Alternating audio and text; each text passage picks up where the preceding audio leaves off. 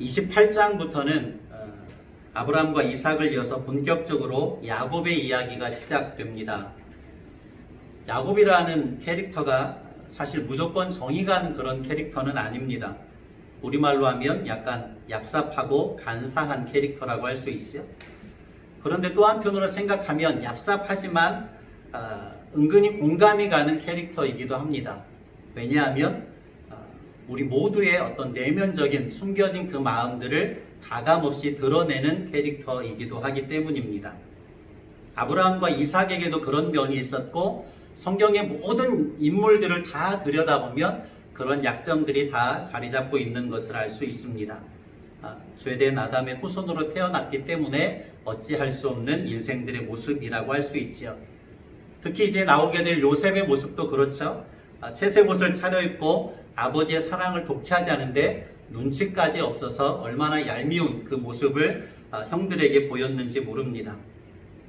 아무튼 오늘 주인공이라고 할 수 있는 야곱의 모습도 얍삽한 또 간사한 캐릭터의 모습입니다. 그렇게 얍삽하게 형의 장자권을 팥죽 한 그릇에 가로챘습니다. 형이 받아야 될 장자의 축복마저도 어머니와 함께 아버지를 철저히 속이고 가로채서 가졌습니다. 좋게 생각하면 하나님의 축복의 가치를 사모하는 그 열심이 특심했다고 할 수 있지만 나쁘게 생각하면 정말로 간사하고 얄밉고 이기적인 모습이라고 할 수 있지요. 하나님께서는 이렇게 간사한 야곱의 모습들, 이기적인 생각의 야곱의 모습들을 걷어내시기 위하여서 그 집을 떠나게 하십니다.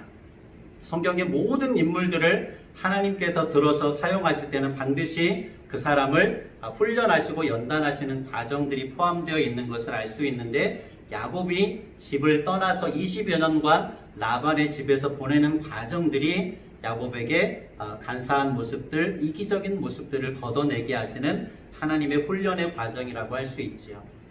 하나님께서 집을 떠나게 하십니다. 리브가가 에서의 그 분노를 눈치챘지요.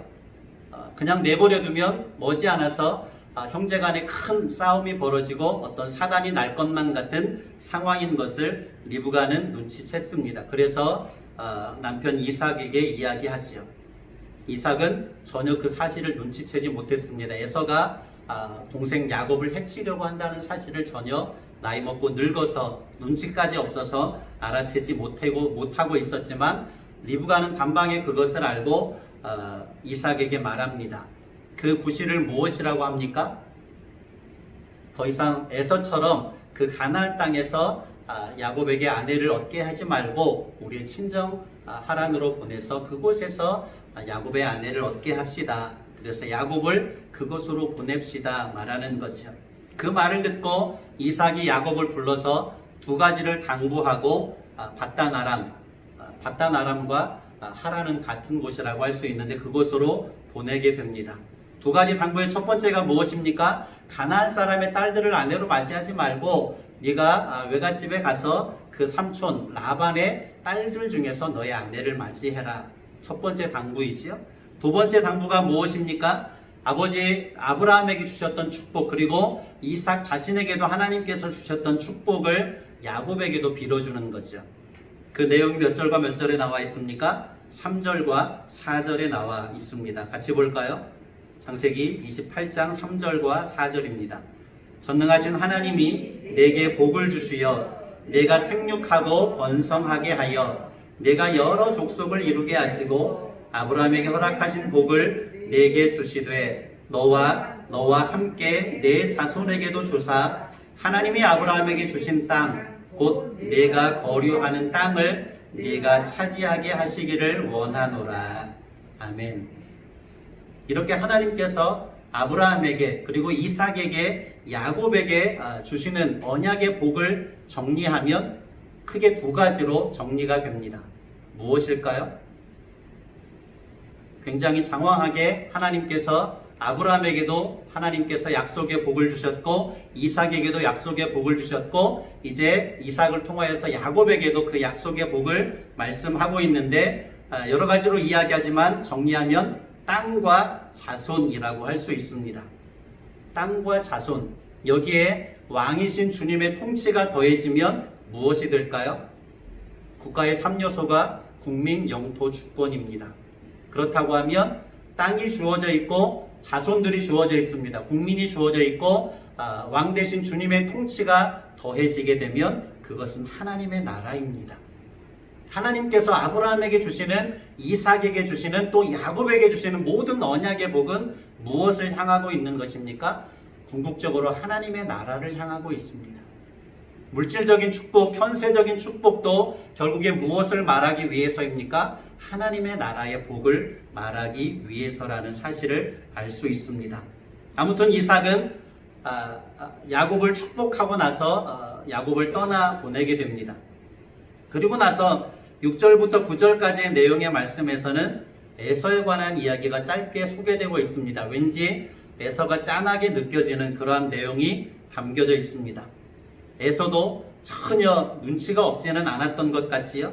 이삭이 야곱을 떠나보내면서 하는 말들을 들으니 가나안 사람의 딸들 중에서 아내를 맞이하지 말라는 이야기가 에서의 귀에도 들려옵니다. 야곱이 그렇게 떠나버렸고 자신의 아내가 된 그 햇사람 가나안의 딸들을 보니까 아버지 이삭에게 전혀 기쁨이 되지 못하는 것을 깨닫게 되었습니다. 그래서 나름의 생각을 해서 누구를 찾아갑니까? 아버지 이삭의 배다른 형 이스마엘을 찾아갑니다.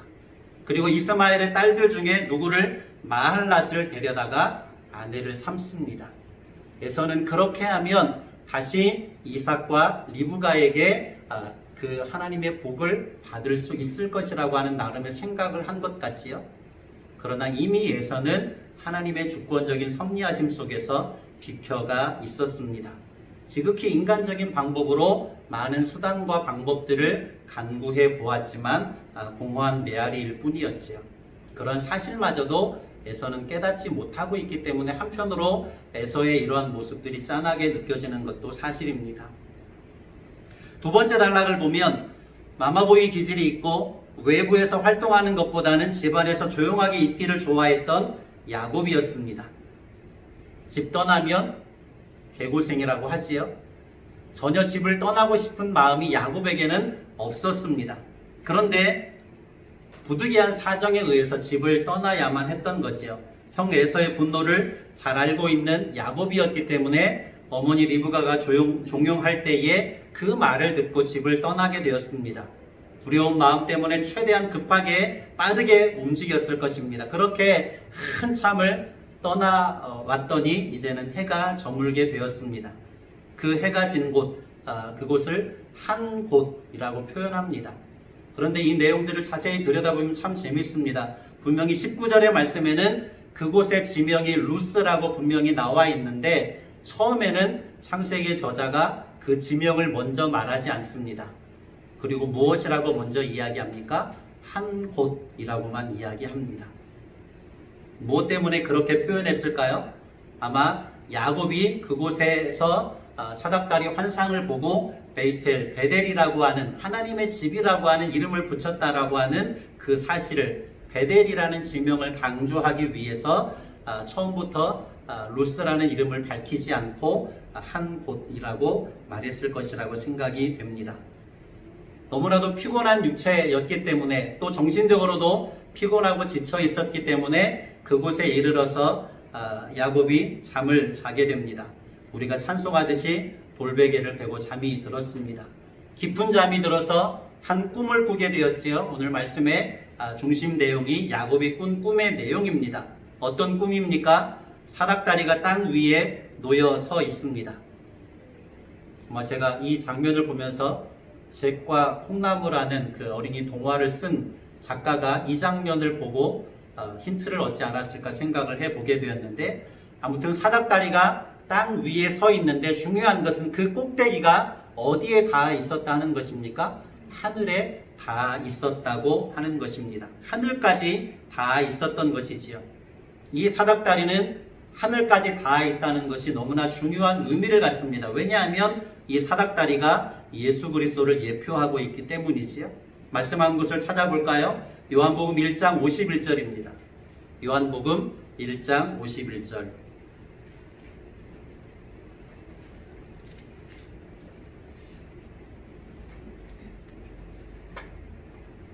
같이 보죠. 또 이르시되 진실로 진실로 너희에게 이르노니 하늘이 열리고 하나님의 사자들이 인자 위에 오르락 내리락 하는 것을 보리라 하시니라. 아멘. 누가 한 말입니까? 예수님께서 직접 하신 말씀입니다.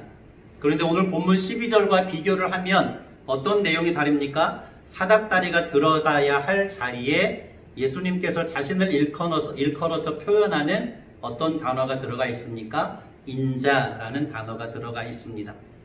하나님의 사자들이 사닥다리 위에 오르락 내리락 하는 것이 아니라 예수님께서 무엇이라고 말씀하십니까? 하나님의 사자들이 인자 위에 오르락 내리락 하는 것을 보리라 하시니라, 이렇게 말씀하고 있습니다.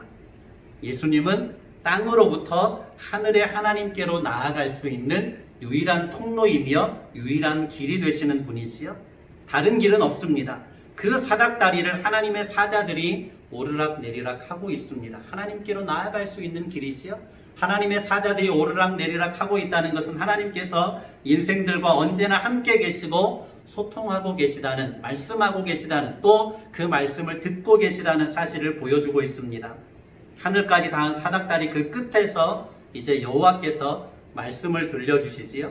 몇 절과 몇 절입니까? 13절에서 15절까지 말씀입니다. 오늘 창세기 28장 13절에서 15절까지를 볼까요?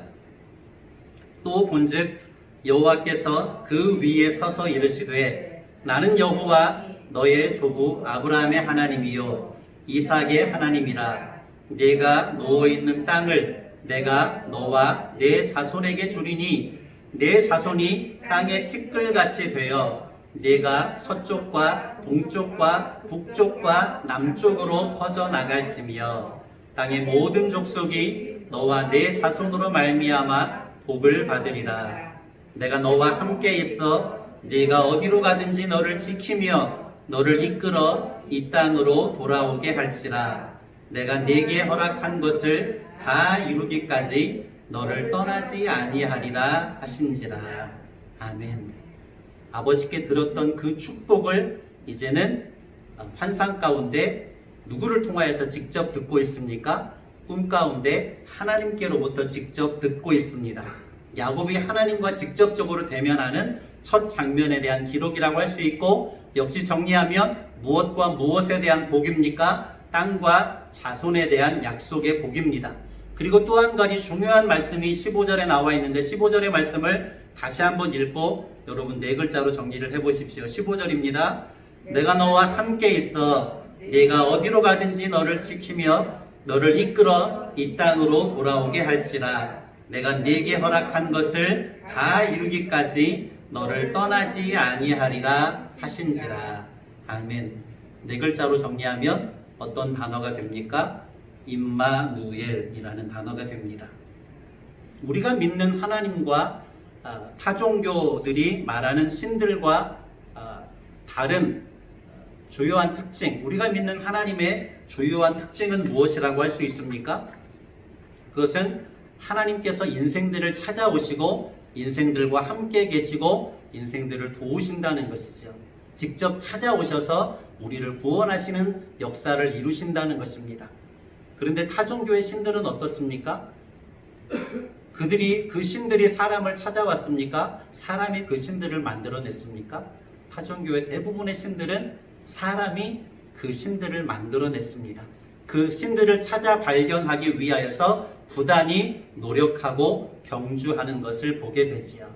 그러나 우리가 믿는 하나님은 우리를 찾아오시는 하나님이시고 우리를 만나주시는 하나님이시고 우리를 위해서 일하시는 하나님이시고 우리를 위로하시는 하나님이시기도 하십니다. 무엇을 통해서 명백한 증거를 보여주십니까? 성육신하신 예수 그리스도를 통하여서 우리에게 그 명백한 증거를 보여주셨습니다. 오늘 본문 말씀을 묵상하면서 제가 가장 깊이 깨닫고 하나님의 모습을 찾은 내용은 야곱을 위로하시는 하나님의 모습이었습니다. 서두에 말씀드렸듯이 지금 야곱은 어떤 상태라고 할 수 있습니까? 육체적으로도 정신적으로도 많이 지치고 힘들어 있는 상태입니다. 집에 있기를 좋아하는 야곱이었고 엄마의 품을 떠나본 적이 없는 야곱이었고 그런 야곱이 집으로부터 아주 먼 길을 혼자서 떠나왔습니다. 혹시 형이 뒤쫓아오지는 않을까 하는 두려운 마음이 야곱에게 있었습니다. 홀로 떠나는 나그네 길이 생각 이상으로 피곤하고 지치고 힘겨웠을 것이 분명합니다. 그런 야곱에게 하나님께서 꿈에 나타나셔서 약속의 복을 말씀하셨습니다. 그 13절과 14절에 나와 있는 땅과 자손에 대한 약속의 복은 아무리 하나님의 복을 사모했던 야곱이라고 할지라도 지금 순간에는 그렇게 귀에 직접적으로 들려오지는 않았을 것입니다. 그러나 몇 절의 말씀은 15절의 말씀은 야곱의 내면에 깊이 들려졌을 것입니다. 잠들어 있었지만 꿈을 꾸는 중이었지만 영화적인 상상력을 가지고 표현한다고 하면 그 꿈을 꾸면서 야곱은 눈물을 흘리고 눈가로 눈물 한 방울이 주르륵 흘러내리는 것과 같은 그러한 감정을 야곱은 충분히 느꼈으리라고 생각을 합니다. 그 15절의 말씀을 다시 한번 읽어볼까요? 내가 너와 함께 있어 내가 어디로 가든지 너를 지키며 너를 이끌어 이 땅으로 돌아오게 할지라. 내가 내게 허락한 것을 다 이루기까지 너를 떠나지 아니하리라 하신지라. 아멘. 무슨 말입니까? 내가 너와 함께 있어 어디로 가든지 너를 지켜주겠고 너를 이끌어주겠다. 그리고 다시 이 땅으로 돌아오게 해주겠다. 집을 떠나 나왔지만 야곱이 가장 지금 현재 사모하는 것은 무엇이었겠습니까? 다시 집으로 돌아오는 것이었을 것이지요. 그 마음까지도 하나님께서는 헤아려 주시고 야곱의 마음을 만져주시고 있는 것을 보게 됩니다. 임마누엘의 하나님이시지요. 언제나 우리와 함께 하시는 하나님이십니다. 우리가 외로울 때에도 고난 중에 있을 때에도 아픔 중에 있을 때에도 언제나 우리를 찾아와 만나주시는 하나님이시지요. 우리를 도우시고 위로해 주시는 하나님이십니다. 이런 하나님에 대한 임마누엘 하나님에 대한 깊은 체험적인 고백이 저와 여러분의 신앙의 삶 속에 있어지시기를 예수님의 이름으로 간절히 축원합니다. 마지막 단락으로 볼까요? 두 번째 단락이 야곱이 잠들어 있었을 때 꿈 가운데 보았던 하나님에 대한 환상, 사닥다리 환상이었죠. 잠들었을 때 꿈을 꾸면서 야곱이 느낀 감정은 위로라고 할 수 있을 것입니다. 그런데 잠에서 깨어난 야곱이 느낀 감정은 무엇이라고 할 수 있습니까? 두려움이라고 할 수 있습니다. 여기서 야곱이 느낀 두려움의 감정은 야곱이 느꼈던 위로의 감정만큼이나 중요한 의미를 지니고 있습니다. 성도가 하나님께 대해서 하나님과 인격적으로 만나고 교제하면서 하나님께 대해서 근원적으로 느껴야 할 감정이라고 할 수 있지요. 이러한 감정들을 독일의 철학자 오토가 누미노제라고 하는 표현을 사용했습니다. 저도 처음 들어보는 표현인데 굉장히 인상이 깊었습니다. 누미노제, 우리말로 표현하면 거룩한 경외심이라고 할 수 있습니다. 거룩한 경외심, 하나님을 인격적으로 만나고 교제할 때에 느끼게 되어지는 하나님을 향한 경외심, 그 신비로운 마음들, 두렵고 떨리는 마음들을 표현하는 거죠. 출애굽기 20장 18절로 19절을 한번 찾아보겠습니다. 출애굽기 20장 18절로 19절입니다. 이곳에서 모세와 이스라엘 백성들이 누미노제, 정말로 하나님을 향한 거룩한 경외심, 두렵고 떨리는 마음을 드러내고 있습니다. 출애굽기 20장 18절로 19절입니다. 같이 보죠. 뭇 백성이 우레와 번개와 나팔 소리와 산의 연기를 본지라. 그들이 볼 때에 떨며 멀리 서서 모세에게 이르되 당신이 우리에게 말씀하소서 우리가 들으리이다. 하나님이 우리에게 말씀하시지 말게 하소서 우리가 죽을까 하나이다. 아멘. 하나님의 현현, 하나님의 임재 앞에 이스라엘 백성들이 두려워 떨고 있지요. 그때 모세가 백성들에게 말합니다. 20절을 볼까요? 20절. 이어서 20절. 모세가 백성에게 이르되 두려워하지 말라. 하나님이 일하심은 너희를 시험하고 너희로 경외하여 범죄하지 않게 하려 하심이니라. 아멘. 성도가 하나님을 향한 거룩한 경외심, 누미노제의 감정, 그 감정을 가져야 할 중요한 이유를 모세가 20절에서 밝히고 있습니다.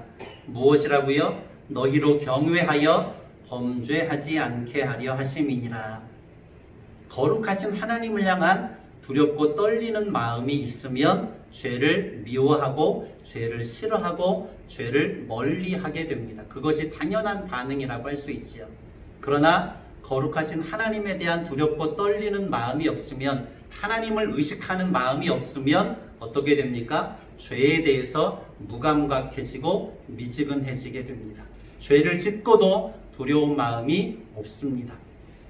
하나님을 향한 경외심은, 거룩하신 하나님에 대한 두렵고 떨리는 마음은 가장 첫 번째 반응이 어떤 반응을 일으키냐면 죄에 대해서 미워하게 되고 죄를 싫어하게 되고 죄를 멀리하게 된다라고 하는 특징을 가지고 있습니다. 모세가 그것을 표현한 것이야.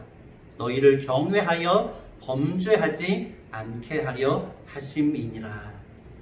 이사야서 6장 5절에도 그 말씀이 나와 있습니다. 그때에 내가 말하되 화로다 나여 망하게 되었도다. 나는 입술이 부정한 사람이요 나는 입술이 부정한 백성 중에 거주하면서 만군의 여호와이신 왕을 배웠음이로다 하였더라.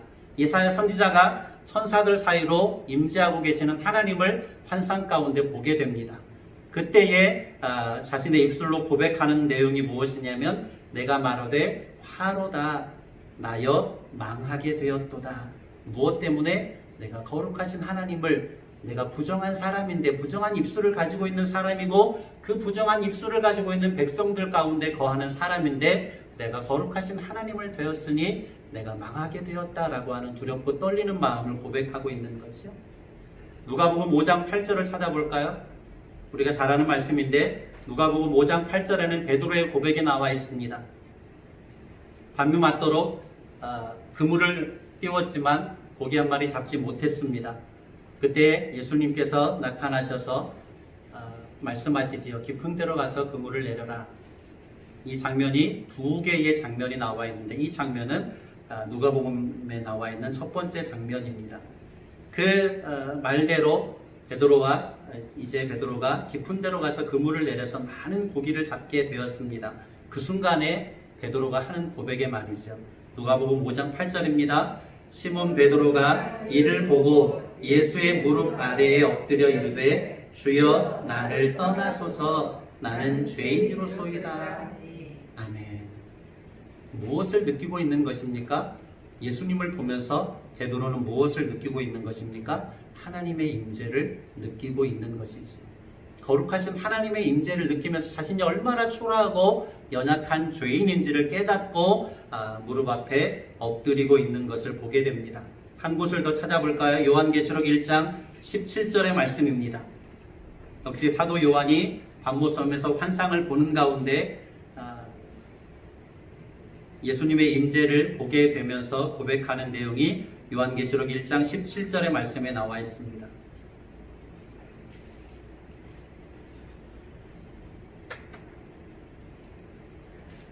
성경 가장 끝 요한계시록 1장 17절입니다. 내가 볼 때에 그의 발 앞에 엎드러져 죽은 자 같이 되매 그가 오른손을 내게 얹고 이르시되 두려워하지 말라 나는 처음이요 마지막이니. 아멘. 사도 요한이 예수님의 임재를 보면서 두렵고 떨리는 마음을 고백하고 있는데 무엇이라고 고백합니까? 그의 발 아래에 엎드러져 죽은 자같이 되었다. 얼마나 두렵고 떨리는 마음으로 있는지를 보여주는 말씀이라고 할 수 있지요. 사도 요한이 환상 가운데 심판의 주님으로 오시는 예수님을 보면서 하는 고백이라고 할 수 있습니다. 오늘 잠에서 깨어난 야곱 역시도 이러한 두려움의 감정을 느끼고 있습니다. 이것은 어떤 관념적인 지식이 아니지요. 추상적인 지식이 아니지요. 야곱이 자신의 온 심령으로, 오감으로, 온 감각으로 느끼고 깨닫고 체험한 실제라고 할 수 있습니다. 야곱이 하나님과 인격적으로 처음 만나서 깨닫고 느끼는 감정적인 고백이라고 할 수 있습니다. 그것이 무엇이라고요? 두려움이었습니다. 하나님을 향한, 거룩하신 하나님을 향한 두렵고 떨리는 마음이었습니다. 그 감정을 생생하게 드러내고 있는 장면이 17절 말씀이지요. 오늘 본문 창세기 28장 17절입니다. 이에 두려워하여 이르되 두렵도다 이곳이여 이것은 다름이 아닌 하나님의 집이요 이는 하늘의 문이로다. 아멘. 이 말씀이 저와 여러분의 실제가 되시기를 예수님의 이름으로 간절히 축복합니다. 우리가 믿는 하나님에 대한 지식이 그저 배우고 들어서 알게 된 정보가 되지 않고 지식이 되지 않고 추상이 되지 않고 관념이 되지 않고 온 심령으로 우리의 감각으로 깨닫고 체험한 하나님에 대한 고백이 되어야 할 줄로 믿습니다. 한 곳이 나중에 어떤 이름으로 바뀌는 것을 보게 됩니까? 베델이라는 이름으로 바뀌는 것을 보게 됩니다. 처음에는 분명히 그저 한 곳, 그곳이라고만 표현했는데 그 이름이 옛 이름이 무엇이었다고요? 루스라는 옛 이름을 가지고 있었습니다. 창세기의 저자는 루스라는 옛 이름을 알고 있었음에도 불구하고 야곱이 이제 루스에 도착해서 피곤하여서 그곳에 해가 져서 잠이 들었다라고 말하지 않고 한 곳에 이르러 해가 저물었다 이렇게 표현하고 있지요. 무엇을 강조하기 위한 표현입니까? 야곱을 통하여서 새롭게 지명으로 불리게 될 베델이라고 하는 이름을 강조하고 있는 것을 알 수 있습니다. 베델이라고 하는 것은 히브리어로 베이트 엘입니다. 베이트라는 말은 집이라는 뜻이고 엘이라는 뜻은 하나님이라는 뜻이지요. 하나님의 집이라는 뜻이 베델입니다. 그 베델에서 하나님을 만나고 하나님의 임재를 경험했던 야곱이 이제 어떻게 합니까? 잠에서 깨어나 두려운 감정을 느끼면서 자기가 베고 잤던 그 돌을 기둥으로 세우고 기름을 부었습니다. 그리고 하나님께 서원하여서 기도하고 있는 장면을 보게 됩니다. 야곱이 드린 하나님께 드린 예배라고 할 수 있는 것이지요. 그런데 20절 이하에 나오는 기도의 내용을 보면서 제가 한편으로 피식 웃었습니다. 그 기도의 내용을 한번 볼까요? 20절 시작. 야곱이 서원하여 이르되 하나님이 나와 함께 계셔서 내가 가는 이 길에서 나를 지키시고 먹을 떡과 입을 옷을 주시어 21절 내가 평안히 아버지 집으로 돌아오게 하시오면 여호와께서 나의 하나님이 되실 것이요 22절 내가 기둥으로 세운 이 돌이 하나님의 집이 될 것이요 하나님께서 내게 주신 모든 것에서 10분의 1을 내가 반드시 하나님께 드리겠나이다 하였더라. 아멘. 야곱이라는 이름이 남아있지요. 얍삽한, 간사한 야곱이라는 이름이 기도의 내용 가운데서도 보여지는 것을 알 수 있습니다. 그러나 분명한 것은 이 장면 가운데 야곱은 하나님의 임재를 실제하게 되었습니다. 야곱은 하나님과 인격적인 만남과 교제를 앞으로도 이루어가게 되는 사람이 되었습니다. 그리고 그것을 하나님 앞에 기도로 아뢰이고 있는 것을 보게 되어지지요. 결론의 말씀을 드립니다. 땅에서부터 하늘까지 닿은 사닥다리는 누구를 예표한다고요? 예수 그리스도를 예표합니다. 오직 땅으로부터 하늘의 하나님께로 나아갈 수 있는 유일한 길은 예수 그리스도입니다.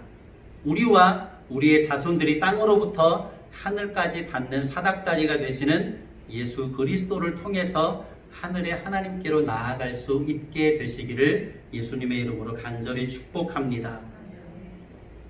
코로나 블루라고 하는 우울감이 온 국민들에게 확산되고 있다고 이야기하지요. 저도 최근에 한 달여간 몇 번 순간순간 이렇게 감정적으로 무너지는 느낌들을 몇 번 경험했습니다. 우리가 인생을 살아가다 보면 여러 가지 어려운 시절들을 맞닥뜨리게 됩니다. 때로는 외롭고 또 지치고 고통스러운 순간들을 맞닥뜨리게 되지요. 그 순간에 우리 심령들이 꿈과 환상과 또 말씀을 통해서 기도를 통해서 우리를 만나주시는 임마누엘의 하나님을 체험할 수 있게 되시기를 간절히 축복합니다. 야곱에게 꿈으로 찾아가서 만나주신 하나님께서 저와 여러분을 우리의 기도를 통하여서 또 말씀을 듣는 시간을 통하여서 우리의 예배의 시간들을 통하여서 우리가 꿈꾸는 시간들을 통하여서 우리를 찾아와서 만나 주시기를 다시 한번 예수님의 이름으로 간절히 축복합니다. 오늘 목양교회의 예배당의 이 자리가 오늘날의 우리에게 베델이 되시기를 축복합니다. 우리를 만나 주시는 하나님을 온 심령으로 느끼고 두렵고 떨리는 마음으로 엎드릴 수 있는 장소가 되시고, 또 하나님께서 온 우주 만물 가운데 충만하시기 때문에 어느 자리에서 무엇을 행하든지 간에 하나님과 교제하면서 하나님의 임재를 경험할 수 있는 저와 여러분의 신앙의 삶이 되시기를 예수님의 이름으로 간절히 축복합니다. 고마우신 아버지 하나님, 은혜와 사랑을 진실로 감사합니다. 어려운 시절 속에서 때로는 우울감에 마음이 무너지는 경험을 할 때도 있는 것을 고백합니다. 집을 떠나온 야곱 역시도 오랜 시간의 여행에 지치고 피곤하고 힘들었을 것입니다. 돌베개를 베고 잠이 든 야곱에게 하나님께서는 꿈으로 환상 가운데 나타나셔서 야곱을 만나 주셨습니다. 아버지 하나님, 야곱을 만나 주셨던 것처럼 우리를 만나 주셔서 우리의 신앙의 삶도 인격적으로 하나님과 만나고 교제하는 임마누엘 되셔서 늘 항상 우리와 함께 하시는 하나님을 만나고 교제할 수 있도록 인도하여 주시옵소서. 간절히 간구하며 예수님의 이름으로 기도드립니다. 아멘.